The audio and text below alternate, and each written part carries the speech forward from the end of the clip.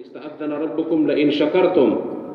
ما بندگانو که زما د نعمتونو شکر ادا کوئ لازیدنکم په ډېر ټینګار په تاکیداتو سره زه به نور هم نعمت در اضافه کوم ولئن کفرتم او دا هم واورئ که چیرې بیا کافران کېږئ زما د نعمتونو څخه انکار کوئ زما د ذات علی زما د وحدانیت څخه انکار کوئ زما د حبیب صلی الله علیه وسلم څخه انکار کوئ ان عذابي لشدید بیا زما عذاب هم ډېر سخت او غنی هم در دغه حد یم چې ستاسو د یوې په کفر او په اسلام او په مسلمانۍ کې د یوې په کیسه کې هم نه یم موسی علیه الصلاة والسلام بني اسرائیلو ته څه فرمایي وقال موسی ان تکفروا انتم ومن في الارض جميعا فان الله لغني حمید ای بني اسرائیلو واورئ که چیرې تاسو کافران کېږئ د الله جل جلاله په وحدانیت نه منئ د الله جل جلاله د رسول رسالت نه منئ که چیرې تاسو کافران کېږئ انتم تی ومن فی الارض جمیعا د مځکې پر سر چې څومره انسانیت آباد دي که دا ټوله کافران سي فان الله لغني حمید الله جل جلاله غني ذات دی ستاسو څخه بې پروا ذات دی بې نیازه ذات دی بلکې حمید ذات دی داسې حمید ذات دی موږ تاسو که د رب جل جلاله حمد وایو که نه وایو رب جل جلاله محمود ذات موږ تاسو که رب جل جلاله ته سجده کوو که نه کوو رب جل جلاله مسجد ذات دی او دغه انسانان چې په دنیا کې ګرځي که د رب جل جلاله عبادت کوي که نه کوي الله کریم معبود ذات دی الله جل جلاله مرکوع ذات دی که موږ تاسو ورته ټیټیږو که نه ټیټیږو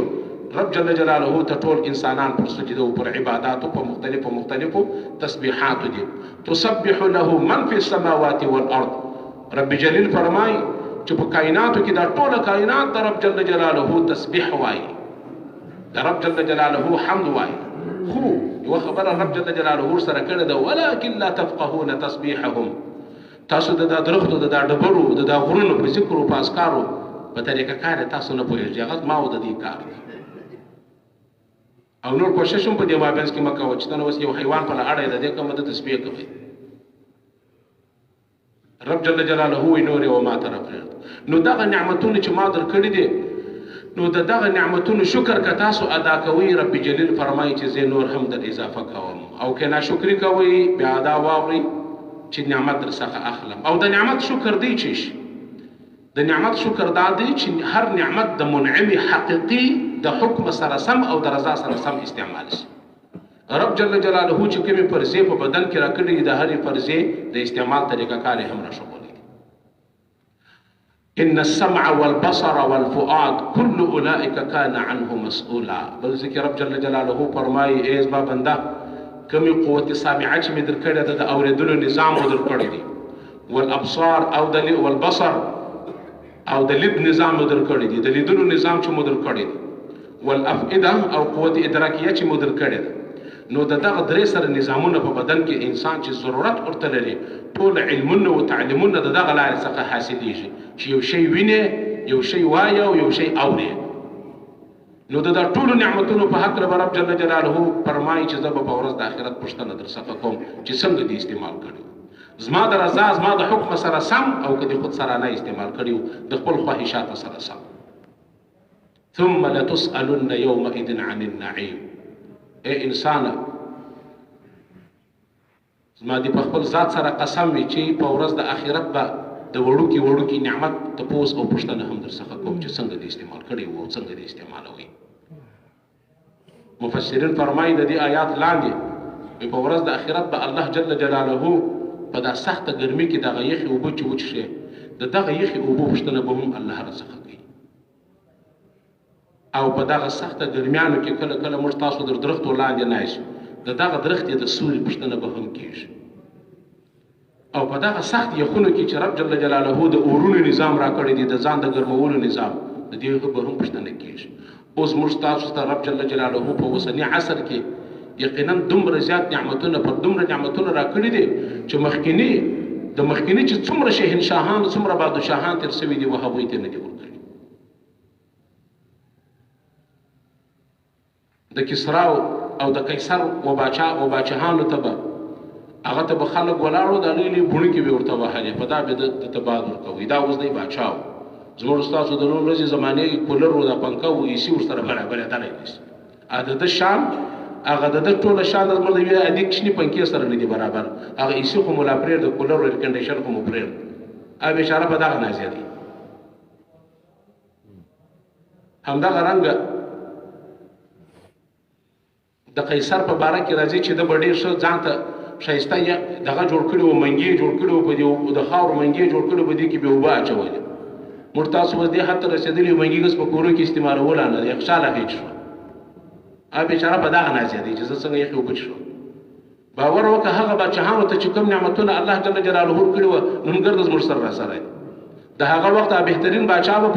پر آس بس پردي د آس قیصه به نیولې وه دلته به دونه فخر ول موږ هغې نن لکسیس و سکنیس خبرې روانې دي ګورېزنګانو خبرې روانې او دا لا څه کوي چې رب جل جلاله د تیارو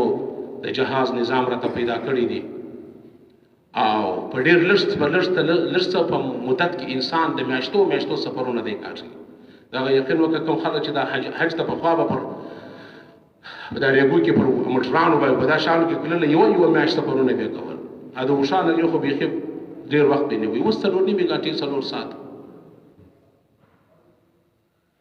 نو زما ورونو دوستانو د رب جل جلاله د دې نعمتونو شکر ادا کول پکار دی د مؤمن دپاره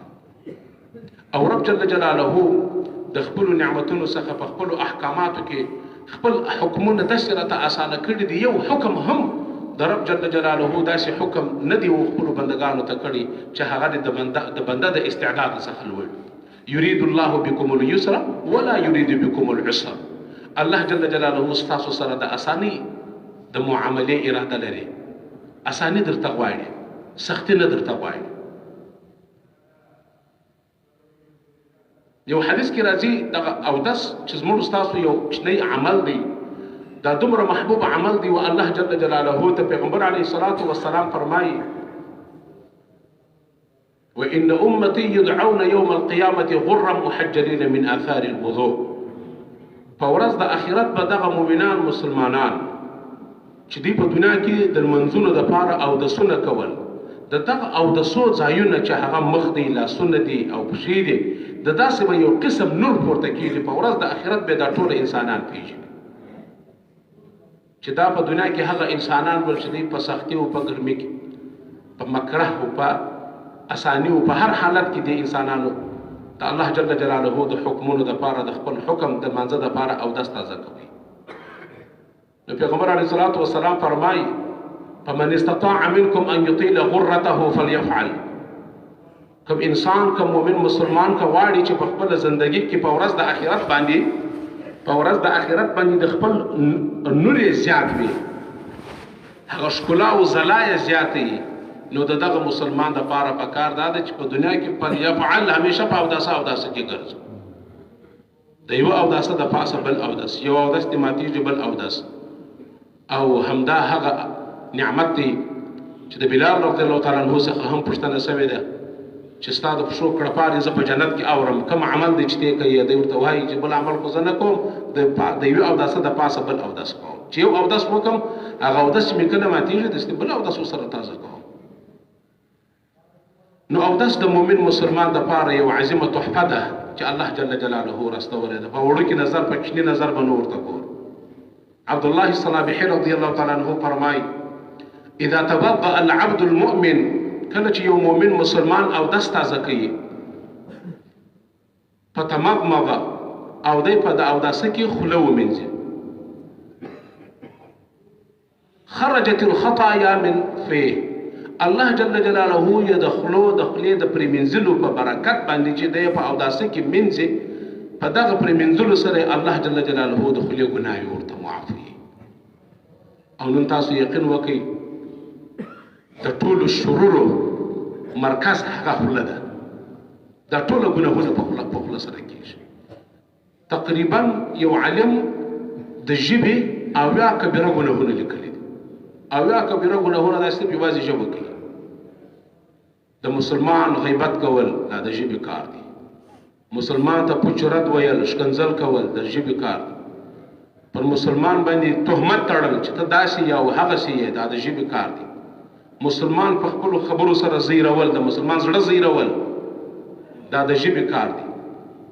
د دوو مسلمانانو په منځ کې شیطانت کول هغه بیا سره جنګول نعوذ بالله دا د ژبې عمل دی نو ځکه پیغمبر علیه الصلاة والسلام فرمایي چې کله مؤمن مسلمان خوله مینځي د خولې په پرې مینځلو په برکت الله تبارک وتعالی د خولې ګناهونه ورته مینځي البته هغه واړه واړه ګناهونه چې په حقوق العباد کې نه وي د بندګانو د حقوق پایمالي نه وي پکښې غیبت کول تهمت لګول شکنځل کول تو مسلمانان سره اخته کول دا ټول هغه کبیره ګناهونه دي دا د حقوق العباد چې په حقوق د بندګانو تر مابین چې دا مشکلات ایجاد کړي دي دا به د دوی څخه بخښنه غواړي دا د یوازې دا نه چې د رب جل جلاله ته توبه پکاږي البته د خولې واړه واړه ګناهونه الله جل جلاله دا اوداسه په ذریعه سره معافي او بیا په دغه اوداسه کې چې کله موږ تاسو مسواک استعمالوو مسواک یو عادي لرګی مه بولئ او د دنیا چې څومره ټوټ پیسټ کرمونه دي دا ټول د مسواک ځای نشي نیولی ګورې یهودی نصرانی مشرک چې سر راپورته شي ما ورته خالي اودس تازه کوو هغه غسلونه لا ورسره کوي هغه خوله په ټوټ پیسټ باندې هم پرېمینځي خو دا ټوله کارونه تاسو باور وکړئ د مسلمان د مؤمن مسلمان د اوداسه ځای نشي نیولی نو ځکه پیغمبر علیه الصلاة والسلام فرمایي لولا ان اشق على امتي لامرتهم بالسواك عند كل صلاه که زما د امت پر سختی باندې نه بیرېدلی چې زما امت په سختی کې ولویږي او د اوداسه اوبه خو هر ځای پیدا کولی شي خو دا د مسواک لرګي به بیا هر ځای دته مهیا نه وي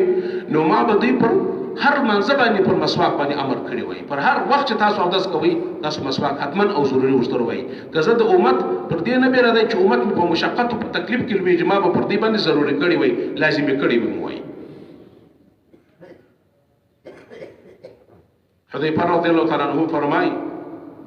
اذا قام نبی صلی الله علیه وسلم کله چې نبی علیه الصلاة والسلام د خوب څخه راپاسېدی کان یشوس فاه بالسواک دا خپل خوله مبارکه به په مسواک سره مینځل په مسواک سره به پاکول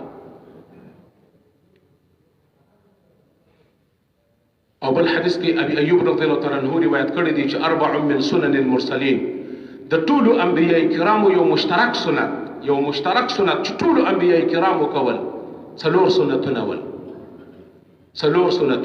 4 من سنن المرسلین الحياء والتعطر والسواك والنكاح د انبیاء کرامو د ټولو انبیاء کرامو مشترک سنت چې هغه ټولو انبیاء کرامو درلودي په خپل ژوندۍ کې عملي کړي او پیاده کړي وو یو د هغه څخه الحياء شرم کول حیا درلودل دا د ټولو انبیاء کرامو مشترک سنت او دا د هر مؤمن مسلمان داعی دپاره دا ضروري ده چې د شرم او حیا ولري حدیث کې راځي اذا لم تستحي فاصنع ما شئت که نه شرمېږې که بې حیا یې چې څه دې بیا زړه غواړي بیا یې کوه نو د انبیاء کرامو د مشترکو سنتو څخه د څلورو سنتو څخه الحیا او یو حیا ده دوهم والتعطر د عطر لګول خوشبویي لګول چې په ملګرو کې دې هم ښه بوی ځي کوروالا ته دې ښه بوی ځي یو حدیث کې راځي ابن عباس رضی الله تعالی عنہ فرمایي چې مؤمن مسلمان چې ته دا خوښوي چې ته ځان صفا کې افغان ته دا خوښوي چې ستا کوروالا دې تا ته ځان سنگار کې او بلکې دا یو شرعي حکم دی وزنانې ته نو مسلمانه د دا زنانې هم دا خوښه ده چې تا ته چې په داسې حالت کې ته ورته رانږدې سې په داسې حالت کې چې ستا هم یو څه دې ښکلا کړې وي یو څه ښه بوی دي ځي یو ښه کالي او ښه شی دې اغوستی وي داسې نو نه شي د خیره در باندې بار مې ودې ته ورنږدې کېږي او په دې حالت کې د دې خیره دې خپله نه دي خوښه او خپلې خیره دې ودې ته وربار کړي نو ځکه پیغمبر علیه الصلاة والسلام فرمایي د انبیاء کرامو د مشترکاتو سنتو څخه یو حیا ده او دوهم التعطر او دریم والسواک مسواک وهل دا د ټولو انبیاء کرامو مشترک سنت دی او څلورم والنکاح نکاح وکول خصوصا په اوسني عصر کې موږ تاسو د یو داسې قوم سره تړاو لرو چې هغه قوم د 30 کلنې غمیزې په لړ کې هغه د مختلفو د کونډانو او د یتیمانو مرکز ترې جوړ شوی دی نو مسلمان غیرتمند ته همدا پکار ده چې دغه کونډانو پر سر باندې د شفقت لاس ورتېرول نکاح ورسره کول او د دوی د بچانو او د دوی د یتیمانو سرپرستی کول او خپلې دغه ځوانې زنانې دا وبې حیایي ته نه پرېښول او دا د غیرت خبرې نه کول چې بس کې په موږ کې کوي وکړي که نه کوي پلانکي قوم ته دې نو نه پرېږدم داسې دې نو نه سره کوم اسلام او شریعت چې کوم مبارک چوکاټ و زنانې ته ټاکلی دي هم هغه وټاکه مؤمن مسلمانه چې دا دعوه دې د اسلام کړې ده چې زه مسلمان یم نو دا خپله دعوه په اسلام کې په مسلمانۍ کې بیا صحیح ثابته کړه بیا نو فرهنګ و کلچر و عنانات قومي کیسې مه پکې راګډوه رسمونه و رواجونه مه پکې راګډوه چې موږ په رواج کې دا نشته زوی مې مړ سلو نو چې شهید سلو دغه ځوانه ښځه چې اوس ناسته ده بس نو کښېدنې یا یو لور دي پر کښېدنې یا یو زوی یې پر دې دي نو کښېني زور به نه پر کوي هغه پوس و کار یې پوس کوم چې د علما کرامو د علماو څخه پوښتنه وکړي د خپلې زندګۍ پر هر قدم باندې نو نکاح کول د مؤمن مسلمان دپاره او بهترینه مسلمانه ښځه تاسو پیژنئ وایي بهترینه مؤمنه مسلمانه زنانه هغه ده چې د دې ښځې د میړه یو څه اقتصادي حالت شوي زندگی سره جوړ وي دغه مؤمنه مسلمانه په خپل کور کې التي تقبل ضره او ضرتين چې یو بند یا دوه بندي د ځان سره نوري هم قبولي بهترینه ښځه ده دا به اوس چیرې پیدا کوو یعنی بهترینه زنانه هغه ده چې د خپل میړه په دغه اقتصادي زندگی کې په دې کې یو بل مسلمان مؤمن مسلمان ته هم زندگی یو چانس ورکړي چې راځه تم سره وسیږي او ښه زندگی ورسره کوي بهترینه مؤمن مسلمان هم دغه ښځه اوس موږ هغې ته یقین وکړه هرې مهینې پر د هر میړه کواله په لاس کې دا د زما په ژوند کې ده داسې کواله په لاس کې باور وکړه لکه د موټر کاغذان شورېدلی نشي نو زما ورونو دوستانو دا مشترک سنت دی د ټولو انبیاء کرامو ترمنځ چې پیغمبر علیه الصلاة والسلام فرمایي څلور د مشترکه سنتو څخه دي یو حیا ده او بل عطر لګول او بل مسواک کول او بل نکاح کول دا د هر مؤمن مسلمان دپاره ضروري او لازمي دی او بل حدیث کې نبی کریم صلی الله علیه وسلم فرمایي رکعتان بسواک افضل من 70 رکعه بغیر سواک هغه او داس چې په هغه او داسې کې مسواک استعمال شي هغه او داس چې په هغه کې مسواک استعمال شي 2 رکعات المنځ په کول د اویاو رکعتونو ثواب الله جل جلاله د هغه رکعتو ثواب ورکوي چې په هغه او داسو یې کړی چې په هغه کې مسواک نه استعمال شوی دا یو مسواک مورونو دوستانو د نبی کریم صلی الله علیه وسلم دا مبارک سنت یقین وکړه ما درته ویل چې د ټولې دنیا ټوټ پیسټ کریمونه دا د غاښو دغه وساختګي کریمونه دا یو هم نشي ورسره درېدلی صحیح ده یو څوک هغه استعمالوي په هغه عادت یې هغه ورسره استعمالوه خو مسواک به هم د خپلې زندګۍ شعار ګرځوي دواړه استعمالوه او خصوصا هغه بیا د وخت د خولې د پاکۍ دپاره استعمالوه مسواک دا داسې کې استعمالوه نو زما ورونو دوستانو ځکه پیغمبر علیه الصلاة والسلام فرمایي کله چې مؤمن مسلمان اودس تازه کوي په اوداسه کې خپله خوله مینځي د خولې د پرې مینځلو په برکت الله جل جلاله د خولې ګناهونه ورته معافوي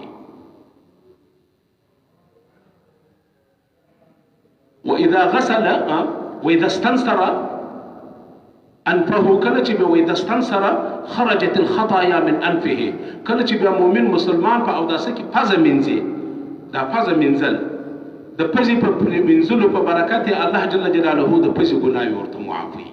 اوس به یو څوک وایي پزه بیا کومه ګناه کوي دا نور شان خو ګناه کوي غوږونو د سترګو هغې مې اورېدلي دي د پزې هغې بیا چیرې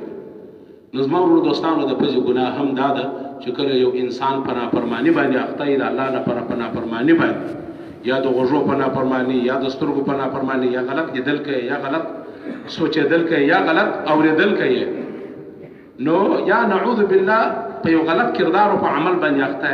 ستا در پزې چې څومره تنفسات راوځي په دغه حالت کې دغه پزه د مختلفو میکروبونو وایرسونو ډکېږي دا د ګناهونو د مختلفو وایرسونو ډکېږي نو د اوداسه په برکت سره د پزه کې چې پزه مینځي الله جل جلاله د اوداسه ټوله د پزې ټولو ګناهونه درته معافوي د پزې ګناهونه هم دا دي ځکه که دا پزه بنده شي نو خو بیا ته حرکت نشې کوی په کومه ګناه چې اخته یې هغه دې بنده شوه نو په دې کې دغه پورته وڅاو پورته کښته پکې کېږي دا د الله جل جلاله چې دا د تنفسي نظام درته برابر کړی دی نو د مؤمن مسلمان په اوداسه کې پزه منځلې الله جل جلاله یې د پزې ګناهونه ورته مینځي. واذا غسل وجهه کله چې بیا مؤمن مسلمان په خپل اوداسه کې مخ مینځي خرجت الخطايا من وجهه حتى تخرج من تحت اشفار عينيه. کله چې بیا مؤمن مسلمان مخ مینځي د مخ د پرمنځلو په برکت الله جل جلاله په سترګو کې دنونه در سترګو لاندې په پورشونو کې کومې ګناوې چې ذخیره شوي دغه ګناوې هم الله جل جلاله د مخ د پرمنځلو په برکت باندې معاف کوي. اوس نو راسي د سترګو ګناو یقین وکړه سترګه د سترګو حفاظت د مؤمن مسلمان لپاره ډېر ضروري دی ډېر لازمي دی. قرآن کریم کې دین اسلام کې پر دې شارو باندې ډېر سخت دغه راغلی وعید راغلی سترګې بې مهاره نه ایله کول او دا ټوله ګناهونه هغه سټارټینګ شروع یې هغه د سترګو څخه کېږي. ځکه و یو شي ته کتل د یو چا ښه قصر دی ولیدي موټر دی ولیدي په زړه کې د دې خواهشات در ګرځېدل دا هم د سترګو عمل دی. او نعوذ بالله یو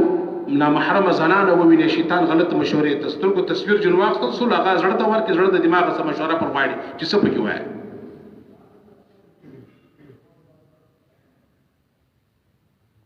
او رب جل جلاله فرمایي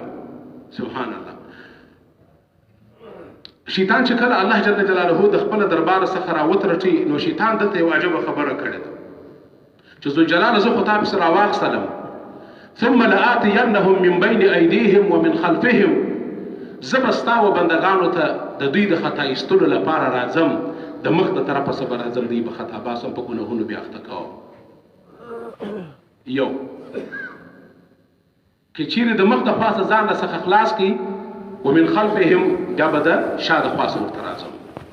او که د شا د خواصه ځان له څخه خلاص کړي وعن ایمانهم د استا طرف ورته راځم او څلرم کې د دې طرف هم ځان خلاص کې بل حمله د چپه سره د سفر کوم وعن شمائلهم د چپه طرف ورته راځم. یو معنا یا په بل عبارت شیطان و رب کریم ته فرمایي چې ذل جلال استاد بندگانو څلور طرفونه ما معاصره کړی دي. د مخ د خوا هم زور ته ولاړم د شا د خوا هم وسوسې ورچوم د راسته طرف هم ورچوم د چپ طرف هم ورچوم. ولا تجد اکثرهم شاکرین اکثر براسخه شاکر پیدا نه کې اکثر بستانه فرمانان. نو ځکه قرآن کریم کې هم الله جل جلاله فرمایي ولكن اکثر الناس لا يؤمنون اکثر د خلکو ایمان نه راوړي ولكن اکثر الناس لا يفهمون اکثر د خلکو پوهیږي نه ولكن اکثر الناس لا يعقلون اکثر د خلکو عقل نه لري ولكن اکثر الناس لا يؤمنون اکثر د خلکو هغه ایمان نه راوړي. وقليل من عبادي الشكور فقليلا ما يؤمنون. هر ځای قلیل لږ هغه دي ذو جلال و چې ایمان راوړي دي لږ هغه دي چې آسمان نیک بندگان دي. همدغه ته اوس د دنیا په 1 میلیارد نړۍ کې ته د مسلمانانو تعداد شمار کړه چې دا آیات پر صدق دی که نه دی او بیا چې د مسلمانانو ته د نونه په مسلمانانو کې د مسلمانانو 1.5 میلیارد ته پسې راشوسې د 1500 میلیونه ته پسې راشوسې بیا کې چې د نونه په دې کې کوم په دې مسلمانانو کې کومې کمزوري پکې روانې دي. نو شیطان وایي ذو جلال استا بندگانو ته د دې د خطا ایستلو د پاره د مخ طرف مې هم ورته قبضه کړی دی د شا طرف مې هم ورته نیولې دي د راسته طرف د چپه طرف هم. مولانا حضرت عبدالحی لکنوی رحمه الله فرمایي وایي الله جل جلاله لره د شکر په دنیا کې خو طرفونه شپږ طرفونه دي په دنیا کې طرفونه شپږ دي څلور د اسوله او دوه پورته وکښته سول دا شپږ طرفونه دي په دنیا کې. وی الله لرد شکر چې دا دوه طرفونه شیطان نه دی یاد کړي نو دا معنا ده چې په دا دوه طرفو کې موږ تاسو ته نجات دی. نو بیا د شرح پسې ورکوي. اوس که یو څوک په بازار کې روان د خپلو سترګو حفاظت کوي او دی لوړ اسمان ته ګوري نو په یو ګړي کې به ولوېږي نو د ده دپاره بیا هم بچاو نشته. نو بهترینه طریقه شپږمه لاره هغه دا ده قل للمؤمنین یغضوا من ابصارهم. کله چې دی دا الله جل جلاله یا نه محرم شان ولیدل یغضوا من ابصارهم خپل سترګې ټیټې کړي لاندې ګوره یعنی کله چې دی نامحرم زنانې ولیدلې یا هغه څه دی ولیدل چې هغه الله جل جلاله ته ناخوښه ول شریعت ته جنمنع کړي ولې نو خپل سترګې لاندې ونیسه. قل للمؤمنین یغضوا من ابصارهم. او ذو جلال بیا څه فرمایي ویحفظوا فروجهم. سبحان الله یعنی د سترګو حفاظت دا د فرج حفاظت دی. څوک چې د سترګو حفاظت نشي کولای، د چا چې د سترګو جلو خلاص هغه بیا د فرج هغه نشي کولای،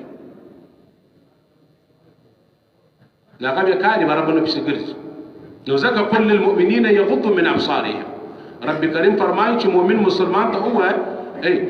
کچېرې په مؤمن مسلمان کې زموږ ستاسو مؤمنان مسلمانان په دعوت او په تبلیغ کې زموږ ستاسو محنت پر نارینه او پر زنانو باندې ځکه دی چې په مؤمن مسلمان کې اسلامي او قرآني شعور را ژوندی شي. کله چې په مسلمان کې قرآني شعور را ژوندی شول، اسلامي فهم او ادراک د ترالی، کله چې دا مؤمن مسلمان پر لار باندې رواني د لارې آداب په نظر کې نیولې وي، نو کله چې نامحرم ورته راځي د په ذهن کې دا خبره ده چې رب جل جلاله ما توي قل للمؤمنین یغضوا من ابصارهم. مؤمن مسلمان لاندې ګوره، لوړ ما ګوره. یو دوهم، کله چې بیا مؤمنه مسلمانه خور را روانه یې پر ښځو مهم محنت کړي، ښځې مهم په دغه مشترک محنت کې د دعوت او د تبلیغ په محنت کې موږ تاسو را ګډې کړي وي، نو تاسو یقین وکړئ چې پر دې باندې هم محنت شوی. د کور تعلیمونه همیشه کوو، د کور په تعلیم کې یقین وکړه د زنانو سره هم دغه فکر پیدا کېږي. بیا چې په زنانو کې الله جل جلاله کم د اثر ماده پکې شي د هغه په نارینه کې نشته. د نارینه څلور میاشتې د زنانې د سیروزي سره نه دي برابر، دومره اصلاح پکې راځي. نو ودغه زنانې ته هم چې کله په دې حکم یې سر خلاص چې رب جل جلاله و نارینه ته دا حکم کړی دی، نارینه د رب جل جلاله پر لارې روان دي، د الله پاک دغه حکم یې پر نظر کې نیولې دي، او بل مؤمنه مسلمانه خور د بلې خوا روانه ده، دواړه سره تیریږي. د مسلمانې خور هم په نظر کې د رب جل جلاله هم دغه حکم دی قل للمؤمنات یغضضن من ابصارهن، چې ای مؤمنې مسلمانې خور ته چې کله پر لارې باندې روانه یې نو نامحرم خلک ووینه سترګې لاندې زړوه. نو اوس ته فکر وکړه چې د مؤمن مسلمان پر لارې روان دي، د دې هم د رب جل جلاله حکم مد نظر نیولې دي، د مؤمن مسلمان خور هم مد نظر نیولې دي، په یو شرعي ضروري حاجت پسې د کوره څخه راوتلې ده. نو چې کله دې پر لارې سره تیریږي یقین وکړه هیڅ مشکل به بیا منځته نه راځي. اوس دا ټول مشکلات د دغه سره راځي چې اسلامي فهم، ادراک او اسلامي او قرآني شعور په موږ مسلمانانو کې ختم شوی دی.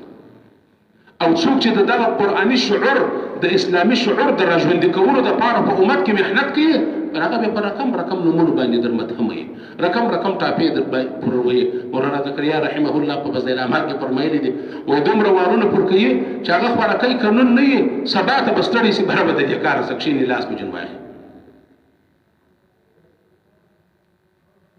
نو زما وروڼو دوستانو، د سترګو حفاظت د مؤمن مسلمان لپاره ډېر نهایي ضروري دی. د سترګو بېجله ونه پرېښول، خپل سر ته نه پرېښول.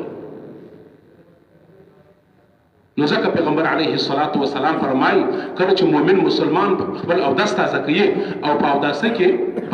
کې مخ مینځي، د مخ د پرېمینځلو په برکت الله جل جلاله هغه د سترګو په پوښونو کې دننه ګناوې پټې سوي، هغه ګناوې هم الله جل جلاله ورته معاف کوي. سبحان الله. د اوداسه په ذریعه سره فإذا غسل وجهه فإذا غسل يديه، کله چې بیا موږ تاسو او لاسونه مینځو، چې د اودس دوهم فرض دی، اول فرض یې مخ مینځلو، دوهم لاسونه مینځل. اوس چې موږ تاسو لاسونه در سینګلو پورې مینځو، فإذا غسل يديه خرجت الخطايا من يديه حتى تخرج من تحت أظفار يديه. کله چې بیا مؤمن مسلمان اودس تازه کوي، د اودس په تازه کولو کې د لاس ته واري رسیږي، د لاس د پرېمینځلو په برکت الله جل جلاله د دغه لاسونو چې کومې ګناوې کړي دي الله تبارک وتعالی د لاسو ګناهونه ور معافوي، حتی هغه ګناوې چې تر دغه نوکانو لاندې پټې سوي هغه ګناوې هم الله جل جلاله راباسي. یعنی د ګناوو د هغه نحوست، هغه وایرسونه چې دلته ننوتلي هغه هم د اوداسه په برکت سره الله جل جلاله ور معافوي. دریم بیا اوداسه د فرایضو څخه بیا چې کله سر مینځو، فإذا مسح برأسه، کله چې بیا مؤمن مسلمان اودس تازه کوي په اوداسه کې د سر مسح کوي، خرجت الخطايا من رأسه حتى تخرج من أذنيه. کله چې مؤمن مسلمان د سر مسح کوي الله جل جلاله یې د سر ګناوې ټولې ور معافوي، حتی د غوږو ګناهونه هم ور معافوي. سر هغه مرکز دی، سر هغه مرکز دی. په دنیا کې موږ تاسو ډېر انسانان لیدلي دي، نیم انسان دی ژوند کولی شي، خو بیا سره انسان ژوند نشي کولی. دا ټول مرکزی سیستم الله جل جلاله په سر کې ایښی دی. که سر د انسان د نه یقینا ژوند هیڅ امکان نه لري. نو د سره څخه چې دا ټوله څومره د ګناهو مرکزونه دي، د غوږو ګناهونه، د سترګو ګناهونه، ما درته ویلې چې اویا ګناهونه یوازې د ژبې دي، د خولې ګناهونه او د پزې ګناهونه، د دماغ د سوچېدو، د سر د مسح په برکت الله جل جلاله دغه د سر ګناه ټول معافي. او په اذا غسل رجليه، کله چې بیا مؤمن مسلمان او دست تازه کوي، خرجت الخطايا من رجليه، الله جل جلاله یې د پښو هغه غلط حرکات چې غلطو ځایو ته پرتللي دي، د الله په نافرمانی پسې روان شوی دي، غلط قدمونه یې شي دي، خرجت الخطايا من رجليه، الله جل جلاله یې د پښو ګناهونه او معافي، حتى تخرج من تحت اظفار رجليه، حتى هغه ګناهونه چې د نوکانو په پښو کې لاندې د هر قدم پښتنه به الله جل جلاله رسخه کوي چې دا قدم دی په کوم نیت یې شي، دا دی په کوم نیت یې شي. او بهترین قدمونه زما ورونو دوستانو هغه د الله جل جلاله په لار کې کوم قدمونه چې پر کوم ځکه شول کېږي، پر کوم غرو باندې شول کېږي، دغه قدمونه په ورځ د آخرت الله جل جلاله په موږ تاسو باندې شاهدان کوي. په تبلیغ کې همدغه یو عظیم نعمت الله جل جلاله چې راکړی دی. یو انسان په کار کې چې دراوین هغه به همیشه به دا ویل وي زه د دنیا د ګشت یو قدم د ټول دنیا پر دنیا پر وما فيها باندې نور کوم، دوم د ارزښت پته لري. د ګشت یو قدم د دغه قدم ارزښت د رب جل جلاله سره دی. یقین وکړه موږ ترې غافل یو. کله چې د ګشت وخت راشي، امیر صاحب دی در سره تیار دی، پلانکی در سره تیار دی، خپل نه تیاریږي. یقین وکړه همدغه پښې به په ورځ د آخرت د الله جل جلاله په حضور کې شاهدي را باندې ادا کوي چې ذوالجلال ستا دغه بنده ستا په لارې کې زه ډېره ستړې کړې یم، الیوم نختم علی افواههم. ذوالجلال فرمایي په ورځ د آخرت به د انسانانو پر خولو باندې مهرونه اروم، وتکلمنا ایدیهم وتشهد ارجلهم بما كانوا یکسبون. د دې لاسونو پښې به د دې په خلاف گواهي ادا کوي، کې ښه کارونه کړي وو د ښو گواهي به ادا کوي، کې بد کارونه کړي وو د بدو گواهي به ادا کوي. دغه شپېته مسجدان یو څوک چې په څلور میاشتې کې چلیږي چې دوې شپې په مسجد کې وکړي، یو سل شل شپې یو شپېته مسجدان پر تا باندې په ورځ د آخرت شهیدي ادا کوي. عالم چې کلونه لګوي، سبحان الله، والله والا چې په څو مسجدانو کې به د شپې راځي، دغه ټوله مسجدان په ورځ د آخرت د دپاره بهترین شاهدان دي. او په کومو غرو، په کومو رغو، په کومو درختو چې دی تېر سوی دی، دغه درخت د دپاره د مغفرت دعاګانې مې کړي دي، او پر ده باندې به په ورځ د آخرت شاهدان وي، پر دغه مؤمن مسلمان چې د ګشت دپاره په دنیا کې قدمونه ایښي. دا که د بدخشان په غرونو کې ګرځي، که د نورستان په غرونو کې ګرځي، یا د دنیا په ګوټ کې ګرځي، همدغه زما او ستا د بدن اعضا به په ورځ د آخرت پر ما او تا باندې شاهدي ادا کوي.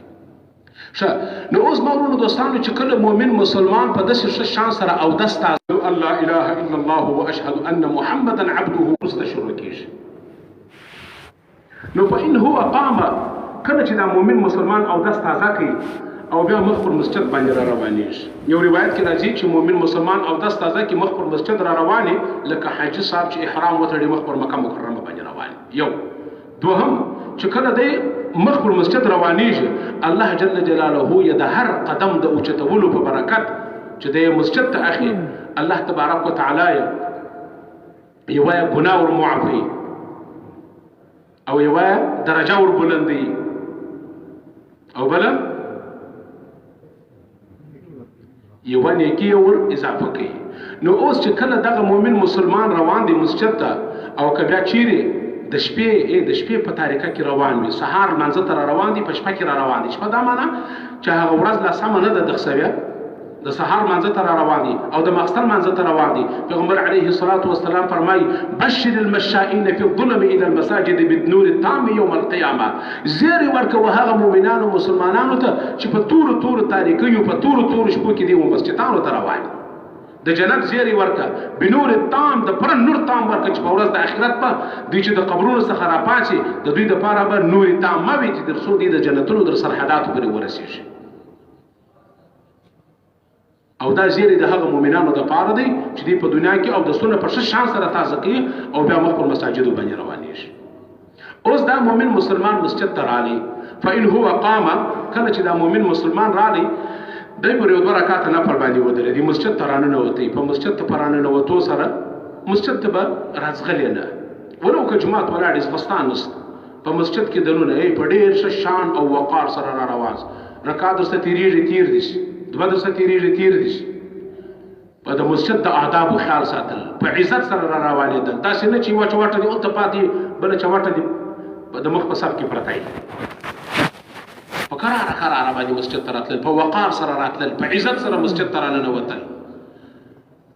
أعوذ بالله العظيم وبوجهه الكريم وسلطانه القديم من الشيطان الرجيم بسم الله والصلاة والسلام على رسول الله اللهم افتح لي أبواب رحمتك هم دغه دعا وه راځه صبر په عزت سره ودرېږه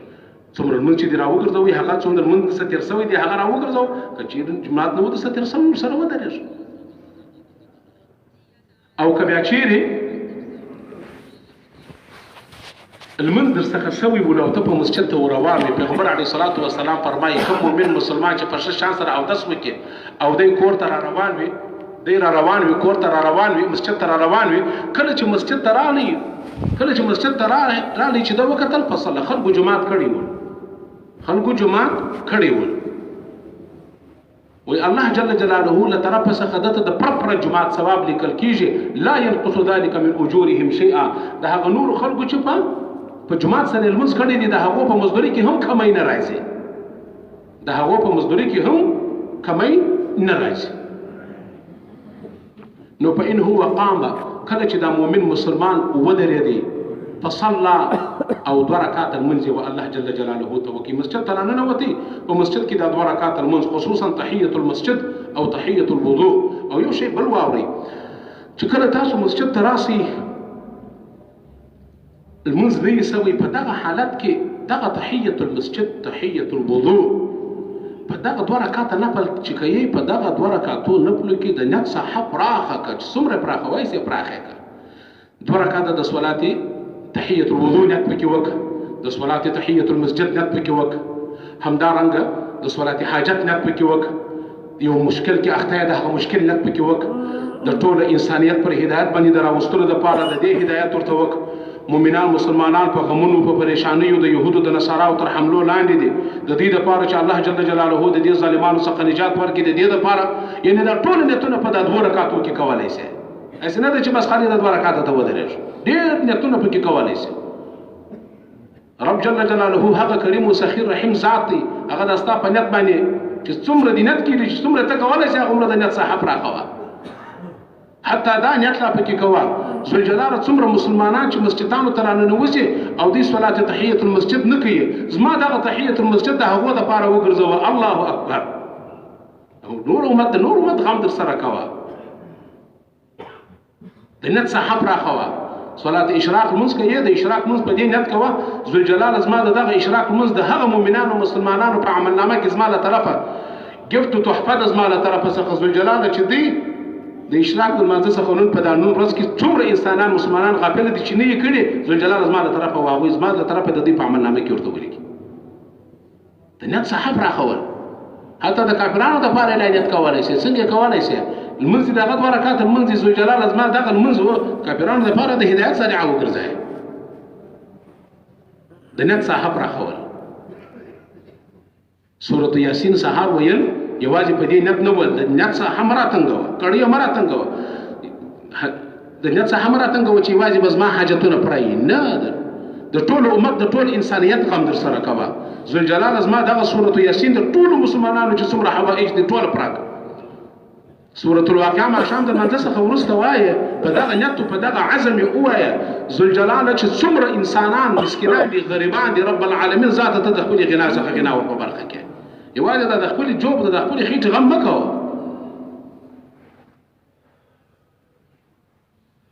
نو فإن هو قام کله چې دا مؤمن مسلمان ورب جل جلاله ته ودرېدي فإن هو قام فصلى او المنځ وکړي 2 رکعاته فحمد الله د الله جل جلاله حمد اوایي ومجده بالذي هو له اهل د الله جل جلاله داسې تمجید او لوی عظمت بیان کی څرنګه چې رب جل جلاله دغه عظمت او دغه لوی مستحق حقدارو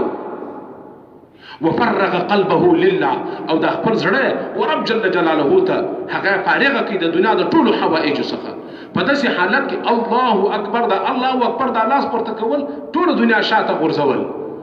تکبیر تحریمه ولې ورته وایي؟ ځکه ورته وایي تکبیر تحریمه حلال شان در باندې حرام شول. جوړ دې د نخودو د دانو ډک دی اوس نه شي خوړی چې په مانځي کې ولاړې خولې ته ورغورځوي اوبه ډک درته پرته دي اوس دا اوبه نه شي څښلی په مانځي کې حلال شی در باندې حرام شول. نو وفرغ قلبه لله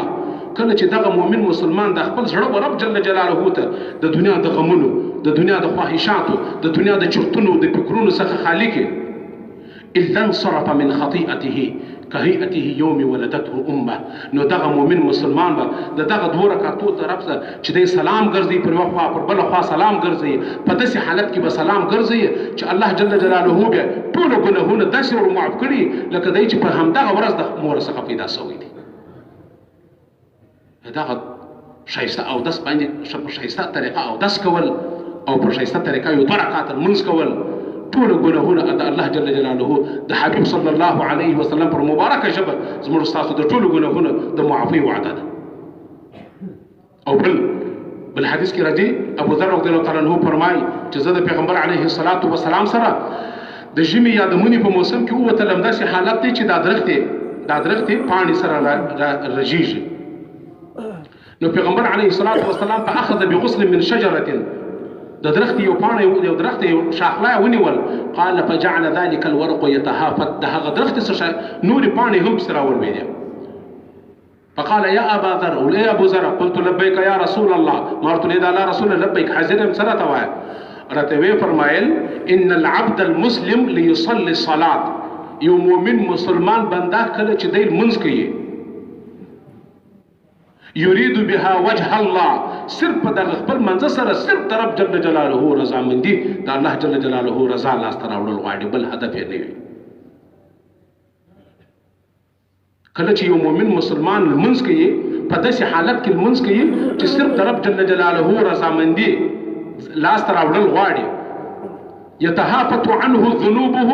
كما تهافت هذا الورق عن هذه الشجره د ګناهونه داسې رژیږي دغه انسان ګناهونه چې دا دای پورته کیږي دای پر کو کیږي دا د ګناو پلنډې د داسې لویږي داسې جللې کیږي لکه دغه درخت چې دغه پاڼه څنګه رژیږي په داجمه کې دغه درخت چې موږ تاسو وینو ټوله لغړی هم دغه رقم دغه مؤمن مسلمان د ګناهونو څخه د مانځه په برکت سره الله جل جلاله یې دا شفا کوي. او بل حدیث کې پیغمبر علیه الصلاۃ والسلام صحابه ته فرمایي ارایتم تاسو دا خبر راکئ لو ان نهرا بباب احدکم چې تاسو د کور مخته یو غټه بیالوي یغتسل فيه كل يوم 5 مرات یو مؤمن مسلمان 5 وخت المنځ په دغه بیالې کې کوي 5 وخت غسل پکې کوي 5 وخت د خپل بدن پکې مینځي. صحابه اوس پوښتنه کوي هل يبقى من درنه شيء آیا د پر بدن به یو خیره پاتې شي؟ قالوا يا رسول الله لا يبقى من درنه شيء هیڅ خیره به د پر بدن نشي پاتې چې انسان 5 واره د ورځې غسل کوي. نو پیغمبر علیه الصلاۃ والسلام ورته فرمایل فكذلك مثل الصلوات الخمس يمحو الله بهن الخطايا هم دغه مثال د 5 منځو دی الله جل جلاله دغه 5 منځو په برکت سره ټول ګناهونه د انسان څخه لري کوي. نو اوس د اوداسه او د مانځه په برکت الله جل جلاله د ګناهونو څخه پاکون اوس پاته کبیره ګناه او په دې شي سر خلاص کو. ټول محدثین ټول مفسرین ټول د اسلام مشران د دین مشران هغوی پر دا خبره اتفاق کړی دي چې په اوداسه سره او په مانځه سره ګناهونه صغیره ګناهونه لمنځه ځي کبیره ګناهونه نزي او البته د کبیره ګناهونو د توبې د کښلو الله جل جلاله یې توفیق ور په برخه کوي په دې شرط چې اوداس او شل منځ وشي. اوس چې دا کارونه وسوه ما اوسه شایسته او داس شایسته منځ دا مدردي هدف پورې راورسوي. اوس راځو دې ته چې رب جل جلاله په ټول قرآن کې مستاس تدا فرمایي وتوبوا الى الله جميعا ای زما بندگانو توبه وکړئ راسي د کبیره ګناهونو سره ورب جل جلاله ته توبه غارس وتوبوا الى الله جميعا ايها المؤمنون لعلكم تفلحون ټول توبه غارسي مؤمنانو مسلمانانو په دغه توبه کښلو سره رب جل جلاله فرمایي شاید چې تاسو کامیاب شئ تاسو به زما د عذابونو څخه ځان خلاص کړئ. یو دوهم قل یا عبادی الله جل جلاله فرمایي ای زما بندگانو الله جل جلاله پیغمبر علیه الصلاۃ والسلام ته فرمایي زما و بندگانو ته دا میسج ورسوه ستا و امتیانو ته ورسوه یا عبادی الذین اسرفوا علی انفسهم زما و هغو بندگانو ته ورسوه چې په دنیا کې په ګناهونو کې اسراف کړی وي دومره ګناه کړی چې د ګناهو حدود او سرحدات یې هم مات کړي وي دومره ګناه کړی چې یو انسان ورته وایي بس که ظالمه او توبه وکړه الله ته دی وایي چې ته الله به ما معاف کړي که به مې نه کړي معاف و دغه رقم ګناهګار انسان ته رب جل جلاله څه فرمایي لا تقنطوا من رحمت الله ای زما ګناهګار بنده راسه زما د رحمت څخه منه امیده کېږه ستا دا ټوله ګناهونه زما د رحمت په مقابله کې د مثقال ذرة حیثیت نه لري چې څومره ګناوې دې کړي دي راسه توبه راته وکړه ټوخېدل معاف کړه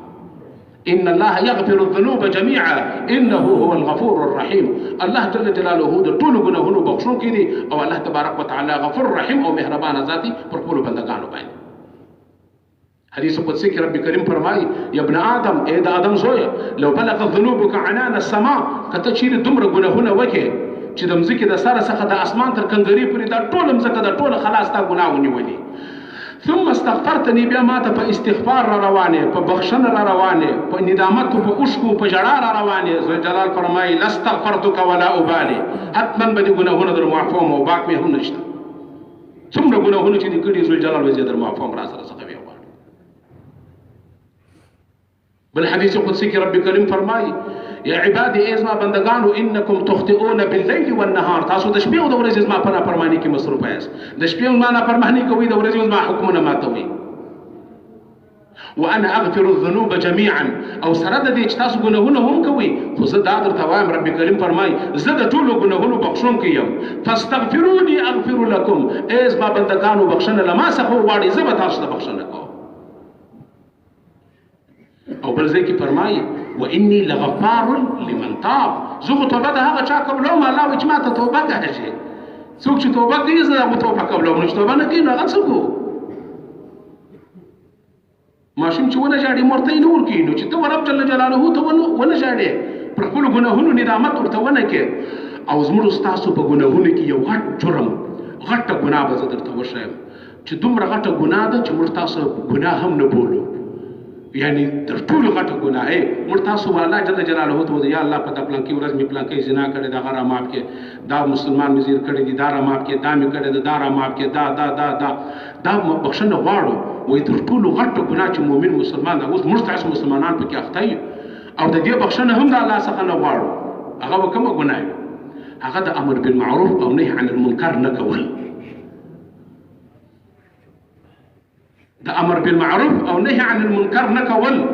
امر بالمعروف خلکو ته د نیکیو امر نه کول خلک د بدوی څخه نه منع کول دغه کار نه کول دغه د ټول غټ جرم دی چې زما په ما او تاسو د رب جل جلاله له طرفه پاتې دي او پر دې بخښنه هم نه غواړو نو ولاده ده انوري ګناهونه والا ته ورته وي یا الله پلانکې ګناه را ما کې پلانکې ګناه دغه جرم د الله څخه بخښنه نه پر غواړو چې یا الله دا ټول د انسانانو جنون په ګناه وخت دي د ازما خلاص